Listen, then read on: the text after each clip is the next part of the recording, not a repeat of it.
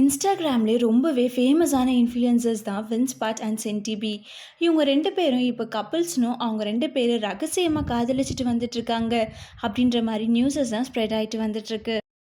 இவங்க 2 பேர் சம்மந்தப்பட்டமான ரீல்ஸுமே தான் நிறையவே ஷேர் ஆகிட்டு வந்துட்டுருக்கு.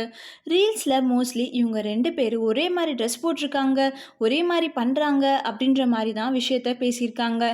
அதாவது வின்ஸ்பாட் போட்டிருந்த அதே ட்ரெஸ்ஸை தான் சென்டிபி போட்டும் ரீல்ஸ் பண்ணியிருக்காங்க. இப்போ ரீசெண்டாக சென்டிபி லண்டன் போயிருந்தாங்க. சென்டிபி லண்டனில் தான் படிச்சுட்ருக்காங்க. வின்ஸ்பாட்டும் இப்போ ரீசெண்டாக லண்டன் போன மாதிரி டூரும் போட்டிருந்தாரு.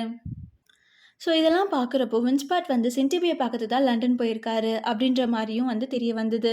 அது மட்டும் இல்லை, இவங்க 2 பேரும் சென்னையில் இருக்கும் போதே ஒன்றா தான் இருந்திருக்காங்க அப்படின்ற மாதிரி நியூஸுமே வந்து தெரிய வந்துட்டுருக்கு.